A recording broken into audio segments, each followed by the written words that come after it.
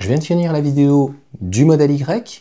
Eh bien, ça tombe bien, on va parler de Tesla et dans sa globalité. Et ça me fatigue à chaque fois qu'on me dit que c'est un véritable fanboy. C'est juste que si le robotaxi, il n'y a pas en fait la connectivité qui va avec Starlink, s'il n'y a pas en fait les caméras pour stimuler, autant moi je préférerais qu'il y ait encore les radars, lidar ou ce que tu veux. Pour autant, il faut bien comprendre que même si ça apporte de la sécurité, les caméras simuleront peut-être moins bien, je ne sais pas, mais il y a un court-circuitage qui se fait. C'est-à-dire, ça s'appelle l'arbitrage. Quand tu vas avoir trois technologies, qui prend la bonne décision? Peu importe qu'elle soit bonne ou mauvaise, je pense qu'à un moment donné, pour faire simple, il faut simuler uniquement, soit avec des radars, des caméras, et je pense que la meilleure idée sont les caméras et de pouvoir donc les simuler. Donc une fois qu'on a les caméras, une fois finalement qu'on a Starlink, une fois qu'on a les véhicules, une fois qu'on peut proposer finalement de l'induction et d'avoir un véhicule qui soit 100% autonome, eh bien on peut se permettre de retirer donc les pédales et le volant. En tout cas, le lancement du système robotaxi, eh bien ça a l'air pour le moment d'être un succès. C'est quoi le robotaxi? En fait, il y a deux parties. Il y a une partie avec un véhicule dédié, donc le cybercab finalement, pour ceux qui n'auraient toujours pas compris. Il n'y a plus de volant, il n'y a plus de pédale, c'est un 2 places. Il devrait y avoir, je ne sais plus comment il s'appelle, Cybervan ou je ne sais plus trop quoi, donc c'est un bus, on va dire. J'ai envie de te dire, c'est quelque chose par rapport à un tramway qui se fait déjà. Et finalement, pourquoi c'est pas indirectement automatisé? C'est parce qu'on a besoin d'être rassuré d'avoir quelqu'un dans le tram, c'est-à-dire que quand tu as un vélo ou un piéton, un abruti en fait qui traverse en même temps, comme si ça pouvait pas être généré avec des capteurs. Donc voilà, c'est un peu ça, c'est pareil dans le train. Donc en fait aujourd'hui, l'automatisation d'un véhicule sans un réel rail physique, que ça soit un train, un tram ou autre, eh bien ça peut se faire. Et donc la deuxième, c'est le robot taxi qui va englober énormément donc, de possibilités. Mais au-delà de ça, c'est du wall connector, c'est le power wall, bien sûr, complètement buggé. En fait, c'est finalement de pouvoir gérer l'entièreté de ses déplacements et de son énergie avec de l'électricité. C'est ça, Tesla. Donc, vous avez vos superchargeurs pour vos longs trajets et vous allez avoir votre power wall qui va prendre on va dire en tout cas la totalité. Donc à la fois vous allez charger, à la fois vous allez stocker, à la fois vous allez revendre. Je vous l'ai dit, j'ai pas eu le temps encore de faire une vidéo parce que j'avais beaucoup de questions et je demanderai donc au responsable de Tesla, voilà, on n'a pas encore toutes les informations. Est-ce que quand on va revendre éventuellement, est-ce qu'il faudra le faire avec un fournisseur ou est-ce qu'on aura le choix du fournisseur? Je trouve ça hyper passionnant.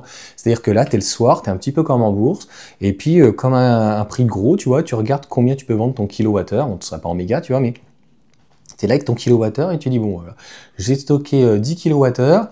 Ah, tiens, là, en ce moment, il est à 30 centimes, tu vois. Ah, il y a une... Vas-y, je balance, je le vends, etc. Je trouve ça, c'est juste marrant. Franchement, c'est pour s'amuser. Après, honnêtement, si tu te fais de l'argent, c'est encore mieux. Il faudrait, d'ailleurs, je crois qu'on peut en mettre plus dans ces cas-là. On peut peut-être en cumuler 2, 3, 4, etc. On peut les mettre en plus à l'extérieur. Donc, ça, tout ceci va et a un sens.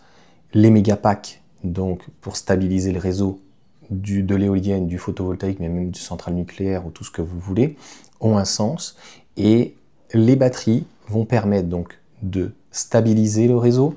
Les données et en fait l'intelligence aussi artificielle va permettre en fait de pouvoir gérer votre Powerwall, va pouvoir gérer votre voiture, de savoir exactement en fait en fonction de votre demande.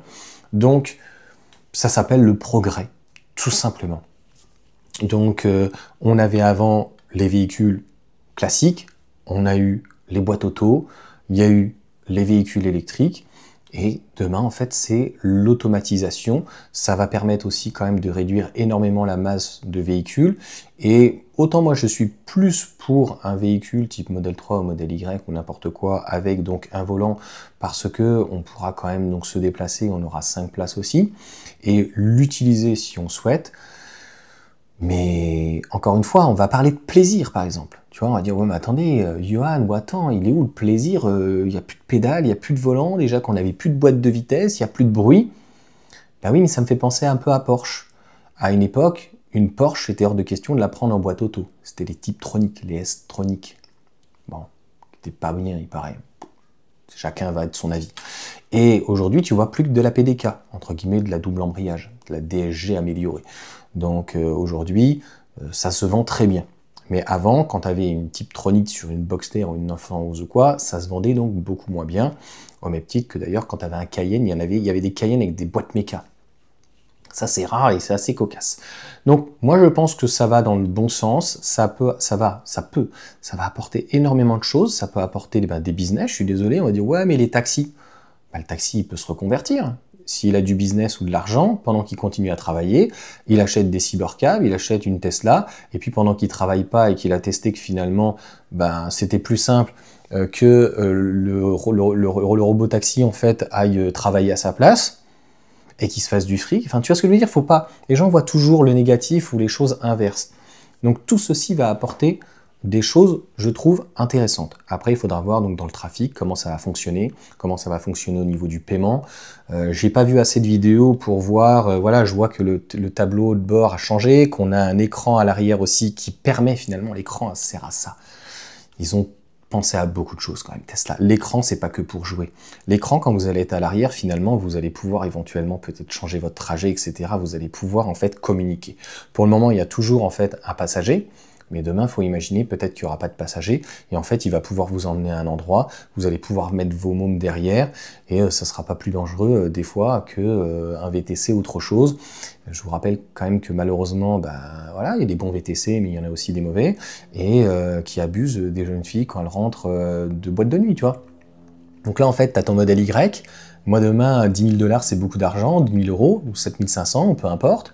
Eh bien, tu déposes tes enfants en fait à l'extrême, je sais pas, une soirée, même chez des amis ou quoi, la voiture elle revient, et puis ils l'appellent, ou ils reviennent, et même s'ils ont un petit peu bu, ils vont derrière, et tu peux regarder dans la caméra si ça se passe bien.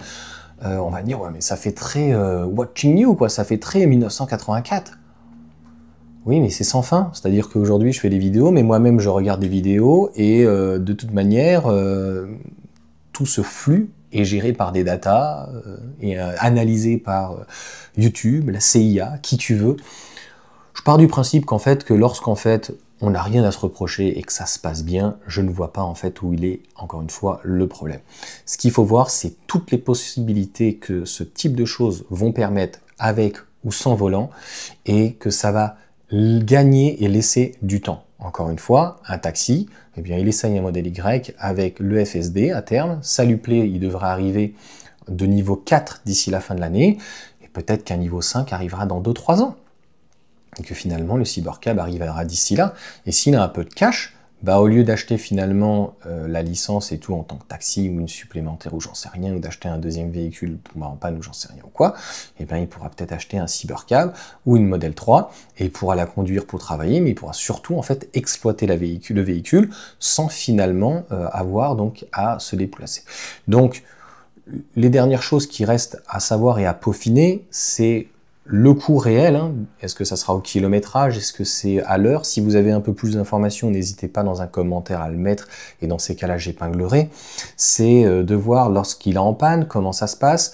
Quand on n'a pas de volant et qu'il n'y a pas de pédale, il y a un problème de batterie, le dépannage, est-ce qu'il est prévu par Tesla à terme?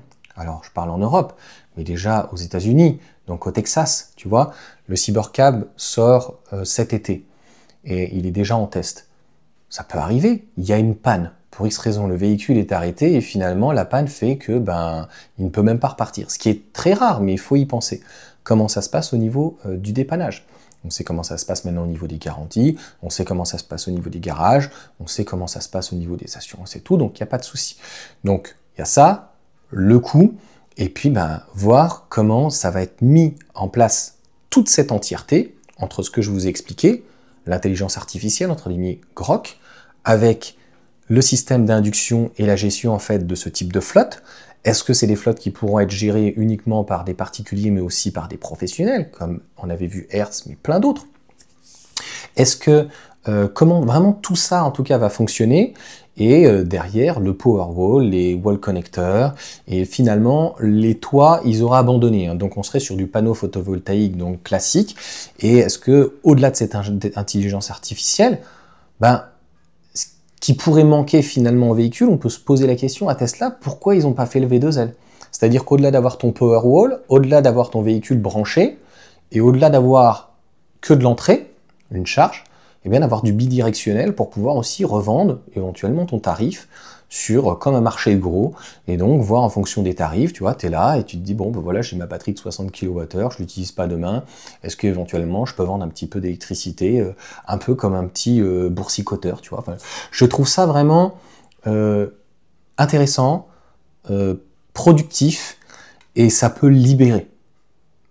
Je pense en tout cas avoir été clair dans cette vidéo. N'hésitez pas à me mettre encore une fois un commentaire, de me dire ce que vous en pensez et les atouts que ça peut avoir. Pour moi, je ne vois que des choses positives, et les fervents par exemple de Jean Covici diront ça peut être très intéressant parce que concrètement tu as un cybercab ou tu as même ton modèle Y ou peu importe, mais même un cybercab, tu vas le louer ou peu importe en tant que professionnel ou particulier, va venir te chercher et peut-être qu'il va localiser une personne qui va au même endroit que toi, il va prendre une autre personne et finalement vous allez aller à un autre endroit. Et c'est vrai que je vois en région parisienne, la dernière fois pour être allé dans Paris, il y a une zone de covoiturage. Quand on est à partir de 2, beaucoup de personnes sont tout seuls dans le véhicule. Donc c'est cette société en fait qui est, je suis pour l'individualisme, mais il n'y a plus de collectif, il n'y a plus de partage. Donc un véhicule comme ça pourrait rapporter ou ramener en tout cas du partage, du social, quelque chose d'économique, et je ne parle même pas du van.